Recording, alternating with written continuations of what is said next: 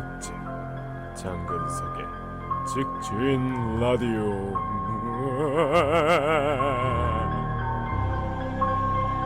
장어와 함께하는, 장어와 함께 만들어가는 본격 직진 프로젝트입니다. 장근석의 직진 라디오. 사연 앞서 7월 15일에 여름을 주제로 했던 방송이 나간 이후에 저희 스태프들끼리 뭔가 여름과 관련된 공포 특집을 한번 해보는 게 어떻겠느냐라는 생각이 들어서 잠시나마 무더운 여름에 아주 오싹한 이야기들로 여러분들을 오늘 찾아보려고 합니다. 그 전에 제가 저번 주에 예쁜 남자의 축제를, 공포 특집인데 이런 말 어울리냐 지금? 낮 공연, 밤 공연, 하루에 7시간 정도 공연. 엑스포에서 여러분들이 많은 메시지를 보내주었는데요. 축제에 오신 분들, 니코동으로 봐주신 분들, 트위터나 공홈에서 응원해주신 분들 모두 땡큐 크리. 이 자리를 빌어서 다시 한번 감사드리도록 하겠습니다. 자, 앞서 말씀드렸던 것처럼 오늘 주제 공포 특집입니다. 여러분이 아는 무서운 이야기, 그리고 또 제가 아는 여러 가지의 공포스러운 이야기들로 오늘 시간을 꾸며볼까 하는데요. 특히나 영적인 교감을 갖고 계신 분들, 저는 귀신을 볼 수가 있습니다. 시작부터 무섭죠. 제가 봤던 귀신 이야기는 잠시 후에 들려드리도록 하겠습니다.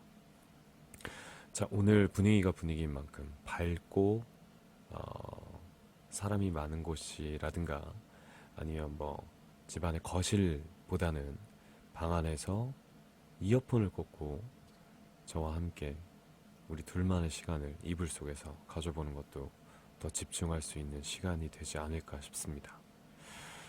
자, 우리 장어분들 어떤 무서운 이야기를 가지고 있는지 사연들을 한번 보도록 할게요. 별님 바라보다가 님이 보내주셨습니다. 제 인생에서 제일 무서웠던 이야기는 전설의 고향의 네덜리나! 지금 생각해도 오싹합니다. 그때가 초등학교 때였는데 아빠 옆에 딱 붙어서 이불 뒤집어 쓰고 눈만 내밀고 봤던 내 인생의 가장 무서운 드라마였습니다. 그 드라마를 보고 난 뒤 가끔 내 뒤에서 내 다리 내놔 하며 날 놀리시던 아빠. 그래서 그 드라마가 더욱더 오래 기억이 남네요. 어렸을 때 한 번쯤은 다 들어봤던 이야기입니다. 내 다리 내놔. 근데 이게 지방이라든가 사람마다 좀 풀어가는 이야기 방법이 굉장히 다른데, 예를 들어서 굉장히 재밌는 얘기를 하더라도 저처럼 말을 조리 있게 하는 사람과 우리 영상을 담당하는 참감독처럼 같은 말을 해도 꼭 못 알아듣고 장황하게 설명하는 사람이 있습니다. 이 네 다리 내놔의 특징은요, 안 무섭게 말하는 사람들, 이야기하는 데에 재주가 없는 사람들은 뭐라 그랬게 내 다리 내놔 하나도 안 무섭잖아요. 근데 조금 몇 번의 이 이야기를 해본 경험이 있는 사람들은 내 다리 내놔 내 다리 내놔 이러잖아요. 하지만 저처럼 하드코어한 사람들은 내 다리 내놔! 이런 게 바로 공포의 특징이지 않을까 싶어요. 어렸을 때의 그 영상물을 통해서 우리가 봤던 공포스러운 이야기들 중에서 어떤 것들이 기억에 남으시나요? 저는 전설의 고향도 있었고, 어렸을 때 가장 무서워했던 영화는 사탄의 인형이었어요. 마치 그 척키의 인형이 내가 자고 있을 때 어디선가 튀어나올 것 같은 그런 공포감을 가졌기 때문에 항상 그 영화를 비디오 테이프를 빌려서 볼 때는 그 엄마 옆에서, 아빠 옆에서 같이 봤었던 그런 기억이 납니다. 근데 꼭 저희 삼촌이 되게 못됐어요. 어렸을 때부터 저를 굉장히 괴롭히던 삼촌이었는데, 그 척키가 나왔을 때는 갑자기 으아! 하면서 저를 놀래키는 그런 기억이 있었습니다. 그래서 사탄의 인형도 굉장히 무서웠고, 제가 웬만하면 공포 영화를 보고 놀래질 않아요. 왜냐하면 제가 착신아리라는 공포 영화를 찍었었기 때문에 실제로 그 촬영이 어떻게 이루어지는지를 알고 있습니다. 그래서 특수 효과라든가 분장을 어떻게 하는지 알기 때문에 웬만한 공포 영화는 두렵지가 않은데요. 어렸을 때뿐만 아니라 제가 중학교 때 아마 봤던 기억이 있는 주온이라는 영화가 있습니다. 그 주온을 기억하시는 분들이 있을지 모르겠지만 주온에서 가장 무서운 장면은 그거죠. 너 이름이 뭐니? 누가 공기청정기 껐나봐. 그 주온에서 가장 기억에 남는 장면은 너 이름이 뭐니? 이러면 꼬마아이가 얘기합니다. 도시요. 그거 되게 얍살하게 해야 되는 도시요. 이런 대사가 있습니다. 그 대사를 볼 때 정말 내 뒤에서 그 아기가 나를 보고 있을 것 같은 그런 공포를 느꼈던 기억이 납니다. 퍼플제약님이 보내주신 사연을 볼까요? 오늘같이 비가 엄청 내린 날엔 공포영화 한 편 보면 정말 오싹하죠. 어릴 적에 비를 맞으며 줄을 서서 기다리며 봤던 영화 13일의 금요일. 혹시 장배우도 아시나요? 호흡을 가다듬고 볼만하면 예기치 않은 장면들로 숨을 죽이며 봤던 그때 그 영화. 너무 무서워서 얼굴도 제대로 들지 못한 채 목이 쉬어라 소리만 질러댔던 기억이 생생합니다. 13일의 금요일은 그 하얀색 구멍 뚫린 가면을 쓴 살인자가 나오는 영화죠. 여기서 이제 세대 차이라는 게 느껴지는데 사실 13일의 금요일은 저희 세대에서는 그렇게 무서운 공포 영화는 아니었습니다. 90년대 영화인 걸로 알고 있는데 제가 영화관을 태어나서 처음 갔던 게 99년이었거든요. 그 전에 이제 그 사탄의 인형은 제가 비디오로 봤었으나 이 13일의 금요일은 사실 아직까지 본 적이 없습니다. 다만 13일의 금요일이라는 그 공포스러운 주제 혹은 이날은 뭔가 좀 기분이 좋지 않은 날이다. 그런 말들은 기억이 나요. 여러분은 어떨 때 공포 영화를 보시나요? 남자들이 자주 쓰는 작업 중에 하나가 여름에 여자를 데리고 공포 영화를 보러 가는 겁니다. 그 무서운 장면이 나올 때마다 여자가 하면서 남자 품에 갑자기 안기게 될 때의 그 느끼는 남자의 흐뭇함 혹은 무흐함 그걸 목적으로 극장에 가시는 커플들도 굉장히 많이 봤어요. 아, 언제였죠? 제가 에이전트 장근석이라는 프로그램을 일본에서 할 때 귀신의 집을 한번 간 적이 있어요. 근데 제가 장담했거든요. 이런 건 어차피 인간이 만든 장난에 불과하기 때문에 뭐 전혀 두려워하지 말아라 하고 토린도르의 손을 잡고 귀신의 집을 들어갔다가 제가 그때 손에 뭐 이렇게 망치 같은 거, 무전기 같은 걸 들고 있었는데 옆에서 끔짝끔짝 나타나는 귀신 때문에 제가 너무 토린도르보다 더 놀래서 소스라치다가 무전기로 그 토린도르의 머리를 때린 적이 있어요. 지금 생각해도 되게 미안한데 그 친구가 굉장히 당황하더라고요. 저 역시도 귀신이 많아서 네, 공포스러웠습니다. 공포를 찾아간 사람들이라는 씬 넘버가 있네요. 이번 사연이 공포를 찾아갔던 장어분들의 사연입니다. 근짱 피님이 보내주셨어요. 지금 나름 공포 특집이라 근짱 피라고 보낸 거야? 설마 그건 아니겠지. 대학생 때 미팅에서 만난 남자들과 여름에 담력 시험을 했습니다. 예전에는 결핵 환자를 격리 수용하던 병동이었다가 지금은 폐원이 된 건물이죠. 한밤중에 차를 타고 산속 병원까지 갔는데 이거 어두워서 대본도 안 보여. 산속 병원까지 갔는데요. 남녀 커플로 깨진 유리가 흩어진 건물에 들어가 진찰실에 놓여져 있던 건강기록부를 들고 돌아오는 것이 임무였습니다. 나와 내 상대였던 남자는 어느 정도 가다가 너무 소름이 끼쳐서 도전하지 않고 포기했습니다. 그리고 그 자리에서 둘이서 찰칵하고 기념 촬영. 그 플래시를 눈치챈 사람들이 여기서 사진을 찍으면 저주받는다라고 가르쳐줬어요. 그렇지만 또 찍어버렸다. 진짜 무서운 저주에 걸려버린 것이었는지 한동안 밤에도 잘 수 없습니다. 라고 보내주셨습니다. 공포 체험을 하는 사람들이 있는데요. 폐가 혹은 병원 이런 데에서 담력 테스트를 하시는 분들이 있습니다. 제가 가봤던 그 공포의 집은요. 이 TV에서도 굉장히 자주 나왔던 그 제천에 있는 늘봄 가든이라는 곳이 있습니다. 심지어 여기가 더 무서운 이유는 그 집이 한창 영업을 할 때 제가 제천을 살았잖아요. 실제로 간 적이 있단 말이죠. 그리고 그 후에 몇 년이 지나고 그 곳을 어느 순간 지나게 됐는데 폐가의 상태가 돼 있는 그런 상태로 왠지 거기를 지나갈 때면 굉장히 오싹했던, 근데 거기가 굉장히 장사가 잘 됐었단 말이에요. 근데 보통 이렇게 귀신이 나타나거나 아니면 좀 그런 영혼이 있다고 하는 집은 장사가 잘 되는 걸로 알고 있는데 하루아침에 그렇게 폐가가 된 모습을 보고 굉장히 공포를 느꼈었던 기억이 있습니다. 한국에도 참 여러 가지 장소들이 있죠.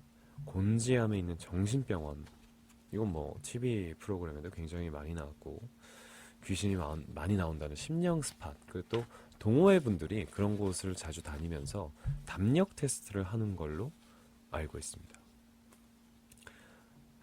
저는 굳이 그렇게까지 찾아다니기에는 너무 어렵고요. 제가 제일 무서운 건 그 외출을 했다가 집에 들어왔을 때 집에 불 스위치, 라이트 스위치를 켜려면 불 없는 곳에 이렇게 라이트 조명이 하나도 없는 곳을 걸어가야 되잖아요. 물론 뭐 핸드폰 조명을 켤 수도 있지만 그 혼자 집에 딱 들어왔을 때 그 고요한 적막감 속에서 그 스위치를 찾아서 한 발 한 발 내디는 그 순간에 빡! 제 발가락이 문지방에 찧어서 순간적으로 그게 웃긴 거 알죠? 한번 딱 부딪히면은 부딪히고 아 하는 게 아니고 부딪히고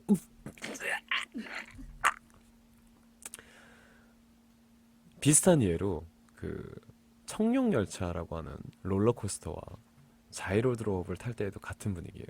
사람이 처음에 절대 내려올 때 자 내려갑니다. 점프! 까! 이게 아니에요. 점프 하자마자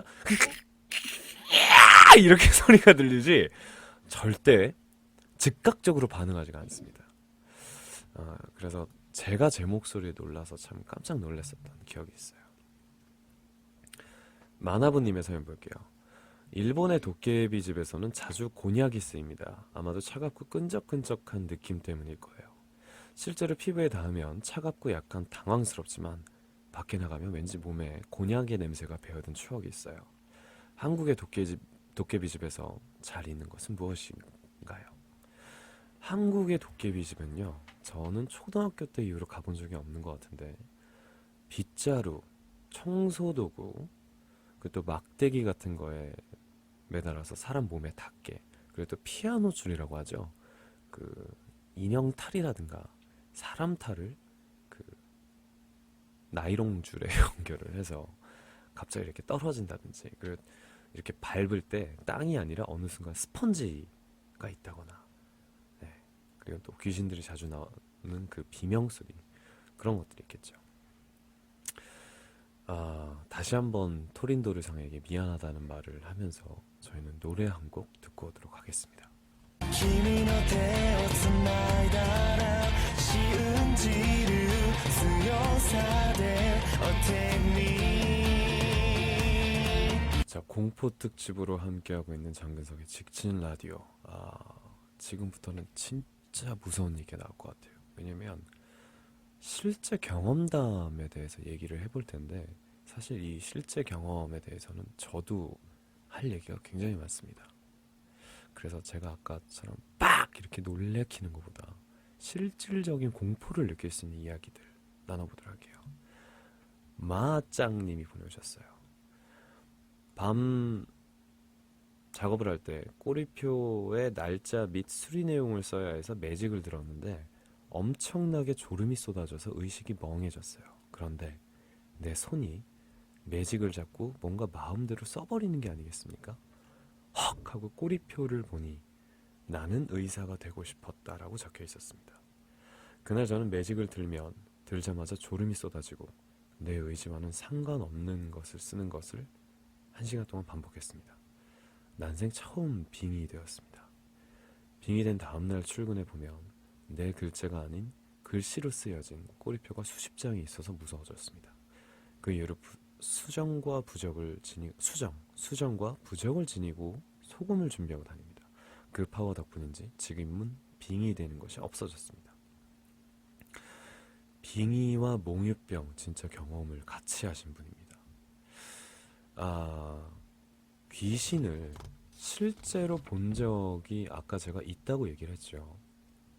저는 귀신을 몇 번을 본 적이 있는데 그 중에서 뭐 몇 가지 얘기를 해드리자면 제가 아주 어렸을 때 초등학교 때 저희 부모님이 맞벌이를 하셨어요. 그래서 어, 항상 저녁 시간 학교를 돌아오고 나서부터 저녁 시간에는 저 혼자 집에 있는 시간이 많았었죠. 그런데 제가 그때 키우던 강아지가 있었는데 제가 잠을 자다가 주변이 너무 시끄러워서 깬 거예요.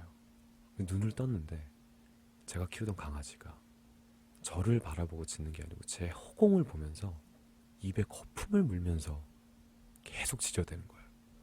그래서 이게 무슨 일이냐 하고 제가 눈을 떠보니까 제 앞에 얼굴이 하얀 마치 그 마스크를 쓴 것 같은 그런 인물이 제 앞에서 웃으면서 제 위에 둥둥 떠 있는 거예요.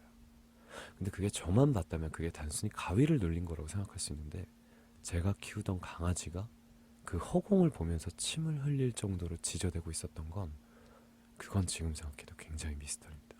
한 15분 정도를 그렇게 움직이지를 못하고 어, 어떤 수많은 사람들의 웃음소리가 들렸고요. 에코처럼. 그리고 그 하얀 얼굴이 제 위를 둥둥 떠다니면서 저를 보고 굉장히 웃었던 기억이 납니다. 에미님이 보내주셨어요. 공포인지는 잘 모르겠지만 간호사를 하고 있기 때문에 병원에서 가끔 이상한 일이 일어납니다.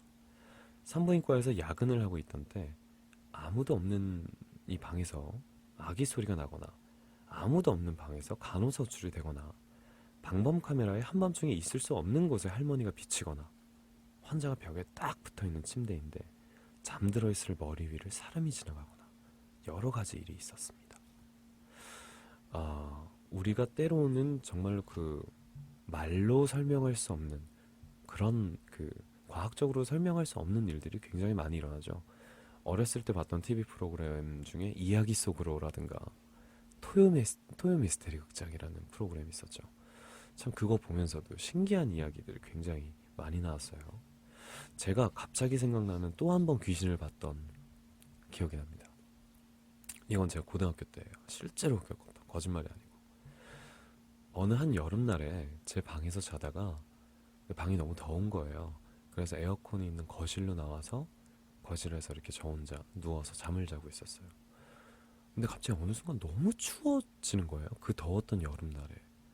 그래서 아유 왜 이렇게 춥지 하고 눈을 부비면서 눈을 떴을 때 그 밖으로 나가는 문 쪽에서 검은색 물체가 들어오는 거예요. 근데 이거는 제가 꿈이었다면 아 이건 꿈이야 하고 다음날 당연히 잊어버렸을 상황이거든요. 근데 진짜로 검은색 물체가 이렇게 들어오는 거예요. 삿갓까지 기억나. 머리에 삿갓을 썼어요. 근데 그런 그 어떤 검은 물체가 둥둥둥둥둥둥 오더니 안방으로 들어간 거예요. 그래서 저는 그걸 보고 너무 무서워서 제 방으로 달려와서 문을 잠그고 자고 있었죠. 근데 그로부터 며칠 뒤에 저희 아버지의 지인께서 갑작스런 사고로 돌아가셨어요. 신기하죠. 근데 그게 그냥 단순히 꿈이 아니라 정말로 현실에서 그 새벽에 너무나 생생하게 기억하고 있기 때문에 그때 굉장히 오싹했던 그런 기억이 있습니다. 이 귀신을 실제로 본 적이 의외로 저도 많기 때문에 그런 과학적인 설명이 아니더라도 제가 좀 그 신앙이 없더라도 그런 귀신이나 그런 존재를 믿고 있기 때문에 이건 좀 저한테는 굉장히 좀 뭐랄까 무섭고 좀 비밀스러운 그리고 또 정말 무서운 얘기할 때 항상 제가 한 번씩 얘기하는 그런 이야기예요. 우리가 노래 한 곡을 듣고 올 텐데 잠시 후에는요. 이번엔 귀신이 아닙니다. 저는 죽은 시체를 보았던 실제로 죽은 사람의 시체를 보았던 저의 기억을 알려드리도록 하겠습니다. 잠시 후에 봬요.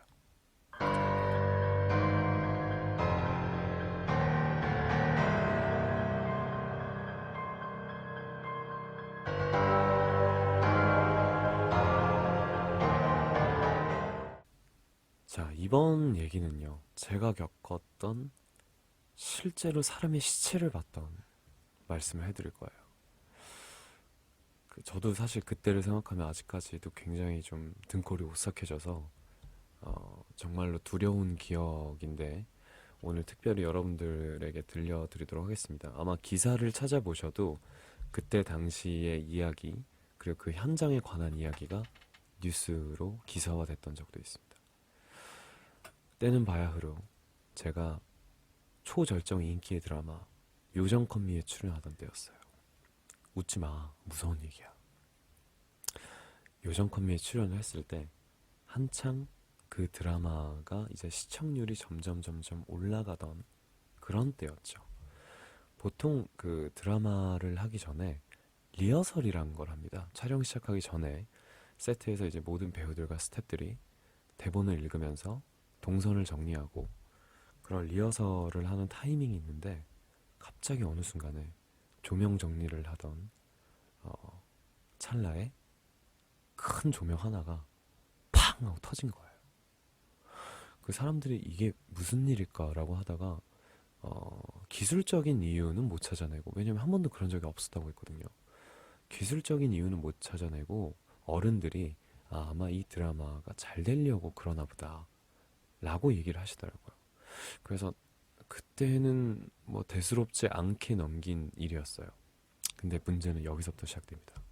지금 다시 얘기하니까 저도 굉장히 초조해지고 두려운데요. 촬영이 시작되고 나서 제가 이제 스튜디오 안을 들어왔어요. 들어와서 그 스튜디오 안에 지금 현재 촬영하고 있는 모니터를 할 수 있는 모니터가 하나가 있습니다. 자, 거기 앉아서 다음에 스탠바이가 저의 타이밍이었기 때문에 그 세트 한쪽에 앉아서 그 모니터를 보고 있는데 갑자기 그 TV 같은 모니터 위로 그 화면이라고 하죠. 그 화면에 검은색 물이 이렇게 떨어지는 거예요. 한 방울씩. 톡, 톡, 톡, 톡, 톡. 그러면서 톡, 톡, 톡, 톡, 톡, 톡, 톡, 톡, 톡, 톡, 톡, 톡. 그래서 화면의 절반이 안 보이게 됩니다. 그 순간 굉장히 당황한 저와 나머지 스태프들은 저게 뭐야 하면서 하늘을 이렇게 쳐다봤는데 한 사람이 대롱대롱 왔다 갔다 하고 있는 거예요. 설마 저게 사람일까? 라고 생각을 했는데 정말 그날 자살한 사람을, 그 스튜디오에서 목을 매달아서 자살한 사람을 눈앞에서 본 거예요. 너무 두려워서 소리를 지르고 나갔었는데 알고 보니까 그 방송국의 직원이었던 분이 약 10일 전에 거기서 목을 매달아서 자살을 한 거였어요. 근데 그 세트가 굉장히 높잖아요, 천장이. 그러니까 아무도 모르고 있다가 그 목을 매달았던 그 쇠사슬 같은 것들이 목이 이렇게 썩어가면서 점점 목 속으로 들어갔던 거죠. 그래서 그 피가 몸을 타고 옷을 다 적시고 TV로 흘러내려와서 그제서야 위에서 사람이 죽었다는 걸 알 수 있을 만큼의 그런 사실이 알려지게 됐죠. 그때 정말 충격적이었습니다. 그 아직도 잊을 수가 없는 게 그 시체를 정리를 하려면 저희가 쓰고 있던 대기실을 지나가야 했었어요. 근데 그 국립수사원과 경찰분들, 관계자분들이 오셔서 그 시체를 들것에 이렇게 놓고 옮길 때에는 무서워서 나가지 못했죠. 근데 그 시체가 나가고 나서 제가 이제 다른 곳을 가려고 나오는데 순간적으로 코끝을 스쳐갔던 그 썩은 시체의 냄새는 아직도 잊혀지지 못해요. 그 피비린내와 그 약간 오바이트와 비슷한 냄새, 구역질 비슷한 냄새도 나고 그 굉장히 기분 나쁘고 아직까지 잊을 수 없는 그런 냄새를 맡았던 기억이 납니다. 근데 신기한 건 그 이후로 드라마가 굉장히 잘 됐어요. 어린이들의 꿈을 만들어줄 수 있는 드라마가 됐었죠. 그래서 그런 게 있는 것 같아요. 진짜 작품이나 아니면 어떤 잘 되는 곳은 왜 귀신이나 이런 것들이 나온다 그러잖아요. 예를 들어서 연예인들 같은 경우도 가수들도 녹음을 하다가 귀신 목소리가 들어갔다. 그러면 그 앨범이 대박이 난다든가. 네, 그런 것들도 실제로 존재를 했었던 것 같습니다. 무섭죠. 근데 이게 진짜 거짓말이라면 굳이 할 이유도 없는 거고. 근데 실제로 제가 어렸을 때 봤던 정확한 사실이 아직도 제 머릿속에 남아있기 때문에 여러분도 한번 저와 같이 상상을 해보세요. 그래서 제가 아까부터 느꼈던 게 혹시 지금 이 라디오를 듣고 계시는 분들 천장에서 뭐가 떨어지지 않아요? 척, 척, 척. LA Indian summer. Hey, oh, shall we dance? LA Indian summer. Hey, oh, one more time. 항상 천장을 잘 주시하세요. 뭐가 떨어질 때가 있으니까. 지스탱이 님이 보내주신 사연은요. 때는 1992년 정도 우리 조카가 애기였을 때 목욕을 시켜서 거실로 내보냈더니 엄마, 베란다에 파마한 할머니가 있어요. 여기는 고층 아파트인데 말이죠. 그 다음날 우리 언니네 아파트의 그 라인에서 정말로 파마한 할머니가 추락사하셨다는 소식이 들렸습니다. 너무 무섭고 그리고 또 슬픈 이야기네요. 제 경험이 갑자기 생각이 나는데요. 그러니까 왠지 모르겠는데 저도 그런 좀 영을 볼 수 있는 그런 게 있는 건가? 가끔씩 그런 생각도 들어요. 예전에 저희 그 친척 할머니, 사촌 할머니가 돌아가셨을 때 제가 그 장례식장이 집에서 가까운 병원이라서 저희 엄마, 아빠 그리고 저까지 그 장례식장을 계속 지켰던 때가 있었습니다. 그때가 이제 중학교 때였죠. 첫날에 가서 조문객들과 인사를 같이 하고 오랜만에 보는 사촌들과 얘기도 나누고 그러다가 밤이 돼서 배가 너무 고파진 거예요. 그래서 배가 너무 고파서 왜 장례식장 가면 주는 음식들 있지 않습니까? 뭐 편육이라든가 아니면 그 홍어 무침이라든가 아니면 컵라면 뭐 이런 것들을 주는데 첫날 저녁에 제가 육개장이라는 컵라면과 편육을 같이 먹었어요. 근데 그걸 먹고 12시가 넘어서 집에 돌아오는데 아마 제 평생에 그렇게 아팠던 적은 처음이었을 거예요. 그 발이 나는 날까지 아무것도 못 먹고 움직이지도 못하고 계속 화장실만 가고 그리고 위로는 오바이트를 계속하고 밑으로는 설사 계속하고 정말 눈앞에 초점마저 잘 맞추지 못할 정도로 탈진 상태를 겪었던 적이 있어요. 근데 실제로 태어나서 그렇게 아팠던 적, 체했던 적, 그다음에 그렇게 장염이 걸린 것처럼 그렇게 내 몸 안에 수분이 다 빠져나가는 그런 경험은 처음이었어요. 심지어 제가 그 음식을 뭐 급하게 먹었다거나 빨리 먹었다거나 그런 것도 아닌데 어느 정도였냐면 자다가 갑자기 잠이 깨서 화장실을 가야 되겠다라고 화장실을 가려고 침대에서 일어나서 한 발 짚는 순간 바로 오바이트를 방 안에다 해버렸던 그런 적이 있었습니다. 하여튼 그날 이후로 제가 편육과 육개장이랑 컵라면을 못 먹게 되었다는 슬픈 전설이 있습니다. 지금도 육개장 냄새만 맡으면 이라고 할 정도로 돼지고기 편육만 봐도 정말 속이 미식거릴 정도로 너무 강렬했던 기억이라서 그때 당시에 굉장히 무서웠고 그리고 지금도 좀 아픈 기억으로 무서웠던 기억으로 남아 있습니다. 해외에서 보내주신 중국 공식 홈페이지에서 보내주신 사연을 보도록 할게요. 어렸을 때 친구와 숨바꼭질을 한 적이 있어요. 그런데 숨으러 갔던 친구가 안 나타나는 겁니다. 그 뒤로는 숨바꼭질을 한 적이 없어요. 꼭꼭 숨어라 머리카락 보인다. 이 동요만 들어도 털이 서고 닭살이 돋아요. 그러면 그 친구가 숨바꼭질을 하고 안 돌아왔다는 얘기인가요? 제 생각에는 지금 여러분 바로 뒤에 있는데요.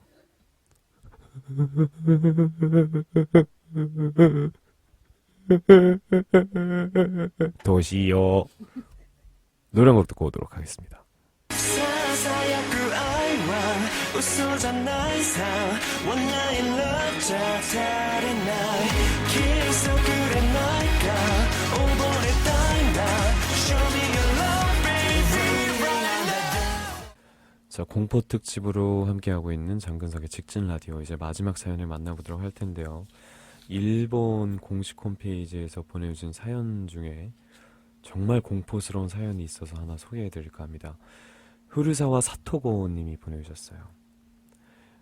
한여름에 야외에서 본 거울에 비친 나의 얼굴. 이게 바로 공포야. 보고 싶네요. 가끔 거울을 보고 깜짝깜짝 놀라는 분들이 있습니다. 자기 관리하세요. 자기가 놀라면 어떡합니까? 자, 이렇게 해서 오늘 여름과 뗄래야 뗄 수 없는 무서운 이야기들과 함께 해봤는데요. 너무 더워서 정말 힘들다 싶은 여름도 장어 여러분과 피서, 여름, 공포 이런 주제들로 라디오를 진행을 하면서 즐겁게 지내고 있습니다. 뭐 저만 그렇게 좀 오싹하고 시원했던 건 아니죠. 덥고 지칠 때는 여러분들 TMH 노래를 함께 들으면서 신나게 즐기시고요. 혹시나 여러분들이 겪었던 불가사의한 그런 일들이 있다면 저희 트리제이 옆으로 사연 보내주시도록 하겠습니다. 자, 그러면 다음 만날 때, 우리 다음 만날 때는 공개 방송이죠. 팬들과 함께 한국에서 여는 직진 라디오 첫 한국 공개 방송. 주제는 생일입니다. 내 생일. 내 생일. 다른 사람 생일도 아니고 내 생일. 여러분들 많은 추억 기다리도록 하겠습니다. 다음 시간에 만나요. 안녕.